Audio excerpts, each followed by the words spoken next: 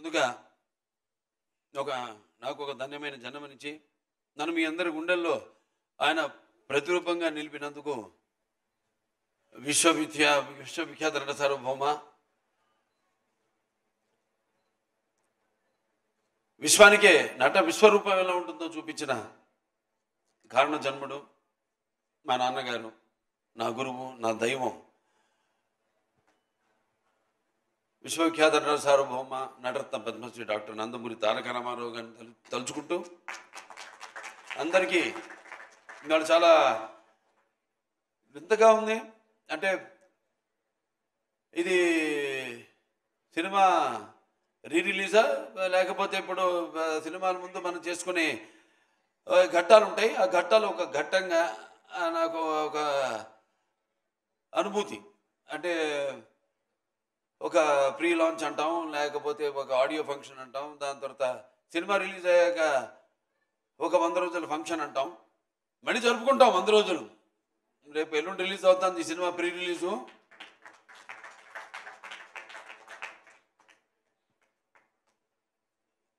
వారాహి చలనచిత్రం వాళ్ళు సమర్పించిన సాయి కొరపాటి గారికి, అనిల్ శుంకర్ గారికి, అలాగే 14 న్యూస్ నిర్మాతలు రామ్ ఆచంట గారికి, గోపి ఆచంట గారికి, సాయి కొరపాటి గారికి ముందుగా నా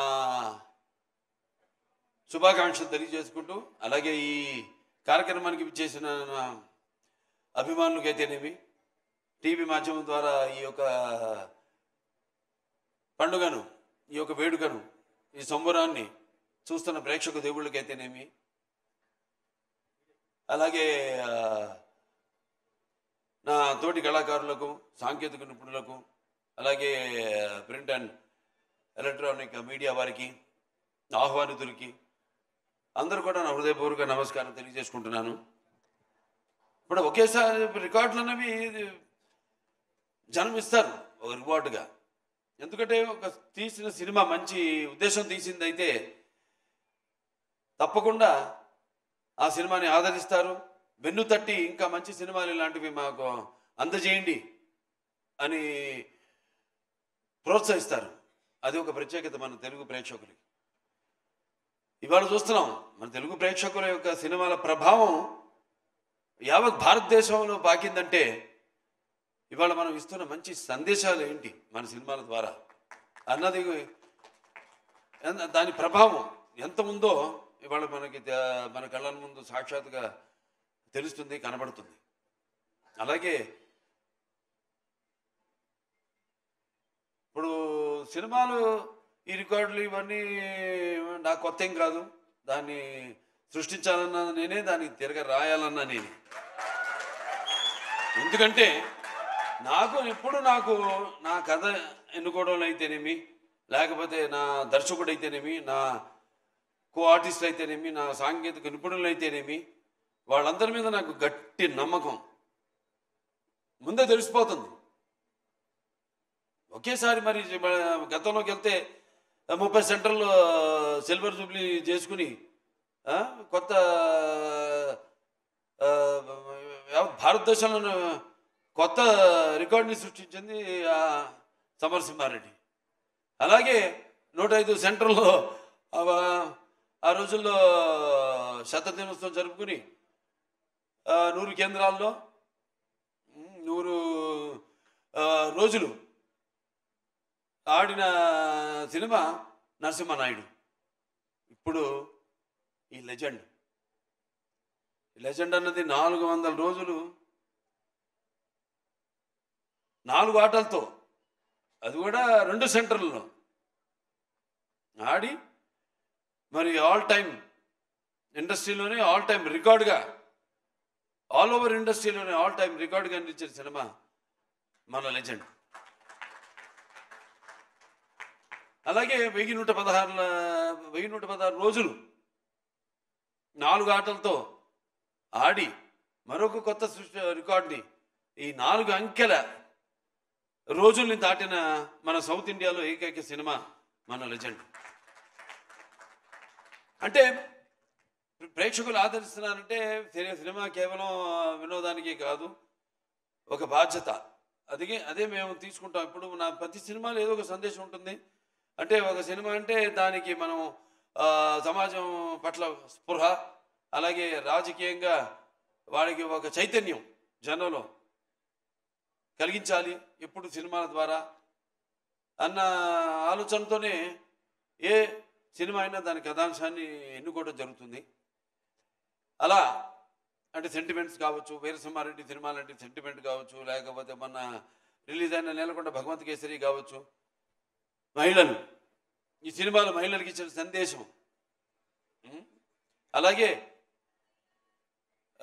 నేలకొండ భగవంత్ కేసరి కానివ్వండి, ఒక అన్న చెల్లెళ్ళ రక్త సంబంధం కానివ్వండి, ఒక వీరసింహారెడ్డిలో ఇవన్నీ సినిమాలు చూసుకుంటే అంటే ఇవాళ నాకు అనిపిస్తుంది, నాకు అదృష్టం కలిగిందని. ఆ కళమ్మ తల్లి చల్లని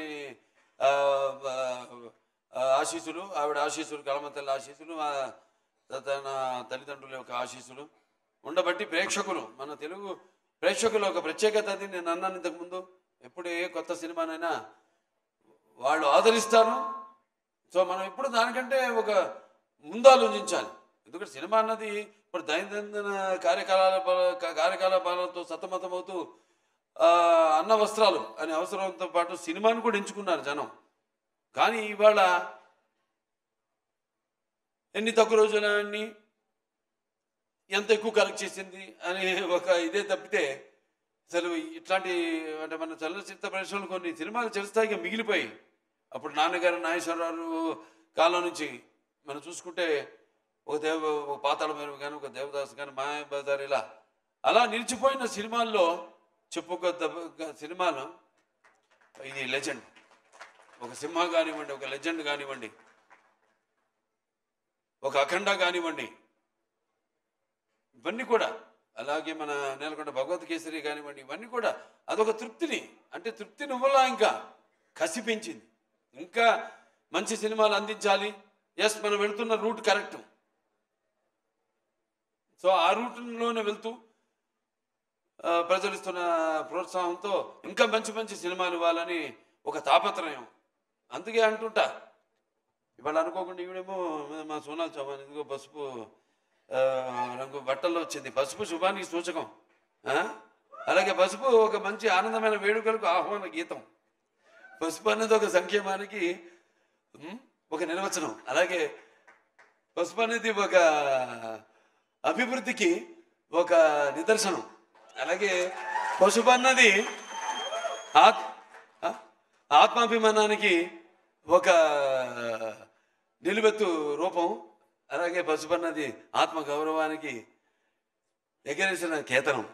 అటువంటి బ్రహ్మాండమైన శుభసూచకం నేను చెప్పేది. ఎందుకు శుభసూచకం చెప్తున్నానంటే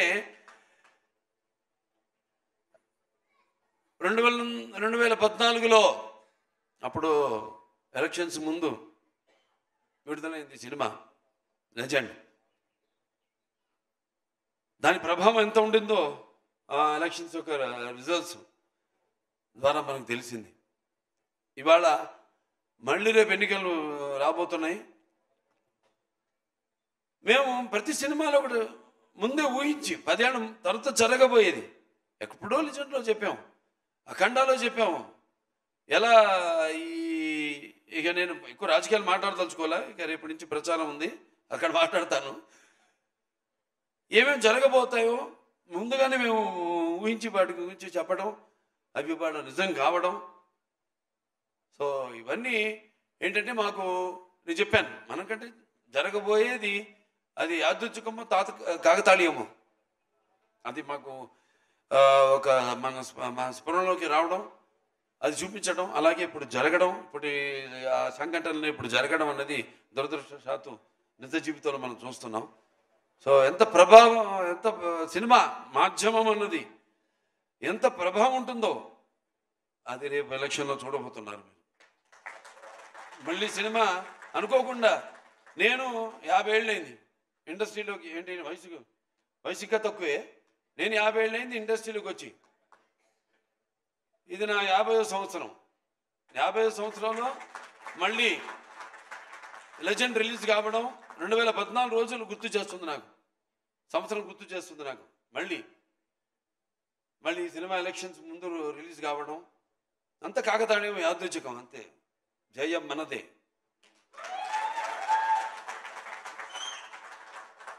అలాగే మరి సినిమాకు పనిచేసిన మా దర్శకుడు బోయపాటి గురించి గారికి నేను ఎన్నోసార్లు గురించి ఆయన గురించి చెప్పాను. మేము ఒక సినిమా అయిందంటే రెండో సినిమా గురించి ఆలోచించాం. అంటే రెండో సినిమా అంటే నా ఆర్డర్లో అయితే అది ఏది ఫస్ట్ సినిమా మంది అఖండానా అట్లా అనిపిస్తుంది.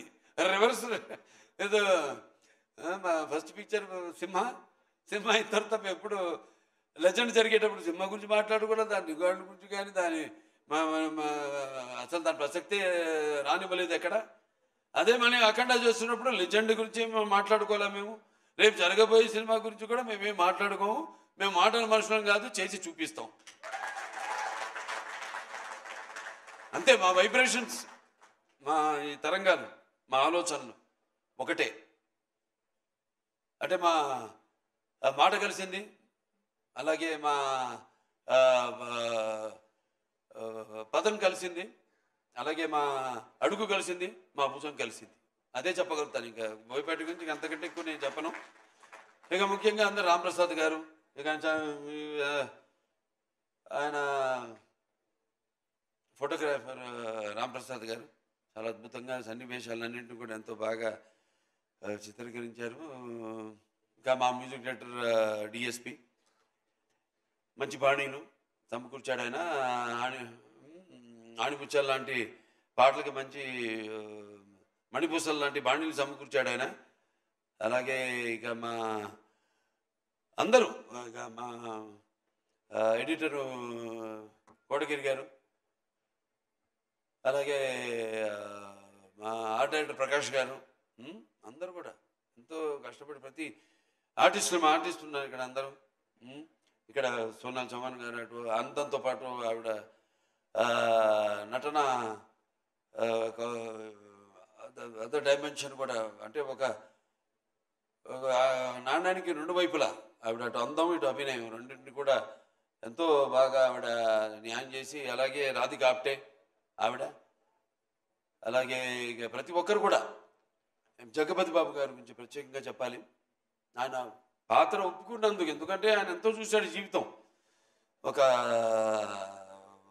కుటుంబ హీరోగా ఆయన ప్రారంభించి ఆయన ఈ యొక్క నటన అట్నుంచి మరి ఇటువంటి పాత్రను ఆయన ఒప్పుకోవడం. ఆయన బోయపాటి గారు అంటే నిజంగా అది విలన్ కాదు, అందులో అదొక పాత్ర అంతే.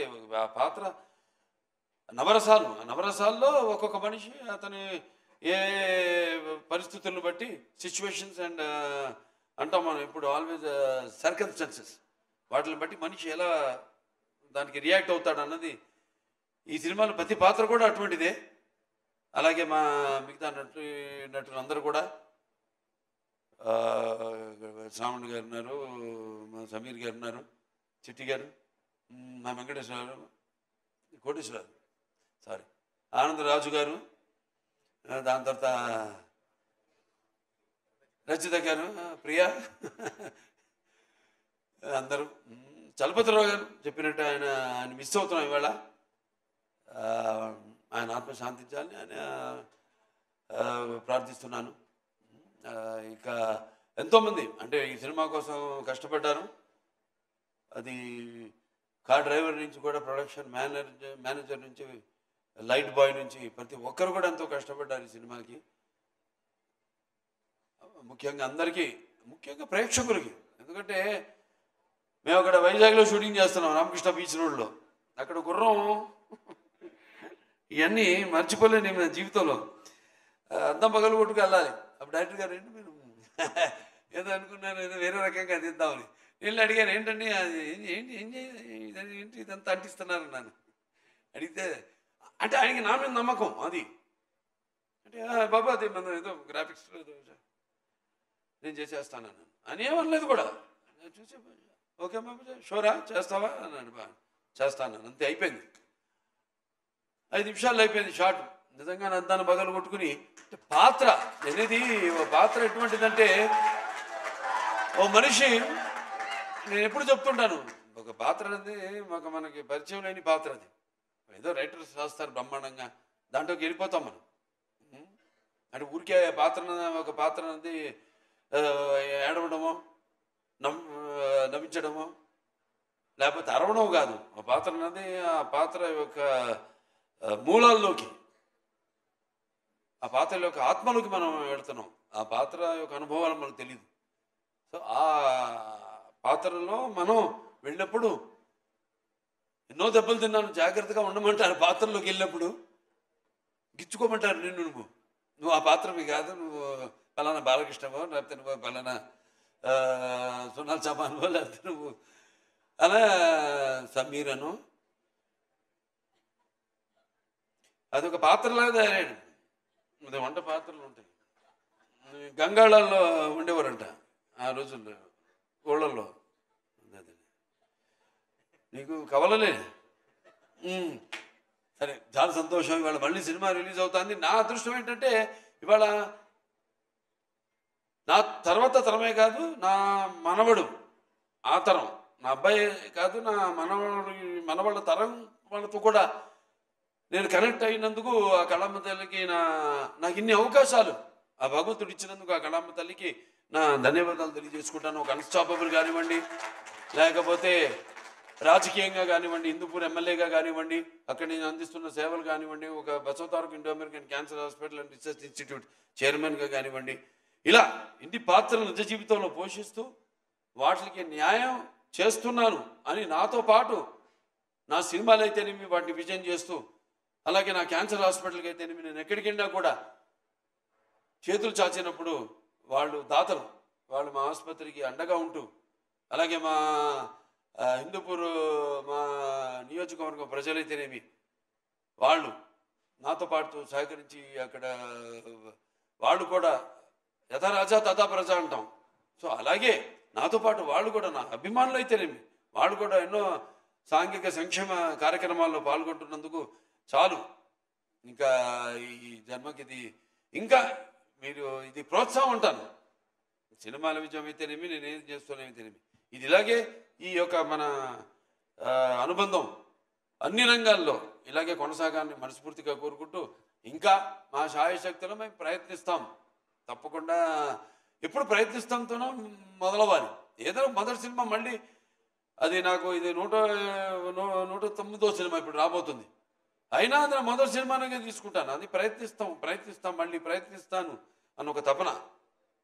అదే నన్ను ఇవాళ ఇలా మీరందరూ అభిమానించే నటుడిగా మీ ముందు నన్ను నిలబెట్టిందని అన్నది నా నమ్మకం.